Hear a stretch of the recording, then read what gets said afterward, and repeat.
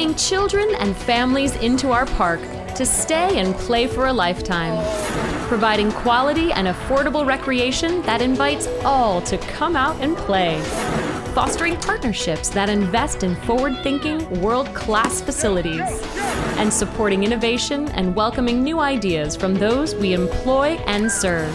Chicago parks are your parks. I'm General Superintendent and CEO Mike Kelly. Welcome to Chicago at Play.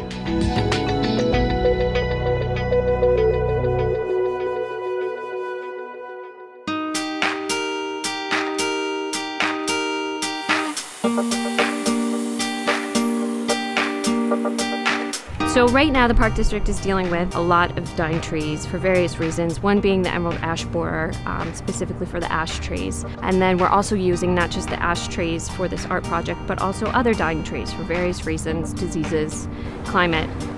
The Chicago Tree Project came about, it's a collaboration between the Chicago Park District and a local nonprofit, the Chicago Sculpture International is who they are. We call them CSI for short. And this is sort of a nice collaboration. They have a very strong network of artists and know-how. There was a call for artists by Chicago Sculpture International. It looked like an exciting project, and Park District was trying to preserve some of these trees, and they liked my project because it seemed to be one of the more ambitious ones. I've done a lot of indoor work and installation pieces, taking over spaces and galleries, but I've never really done too many outdoor pieces, and I've been wanting to get into public art, and I thought this was a really interesting way to do it because you're working with nature rather than bringing a sculpture and putting it outside. Once the trees were identified and the artists chosen, the Chicago Tree Project got underway. How does a dead or dying tree inspire artists?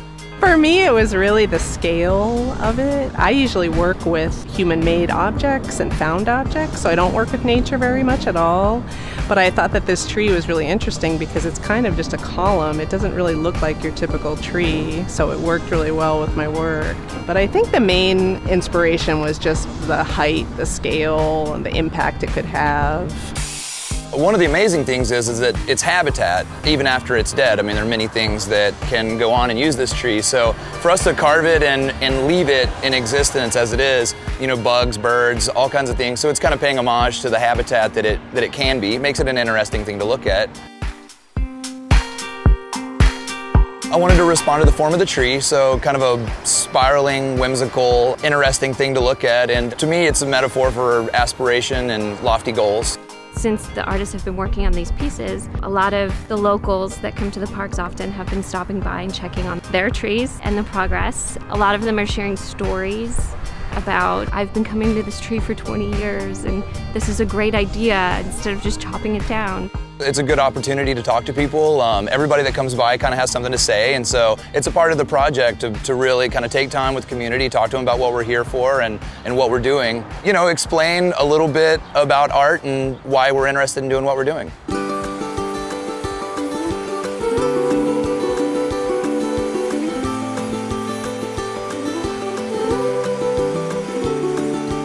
The tree and the materials used will determine how long the art will last. Check out our website to find the location so you can see these beautiful pieces for yourself.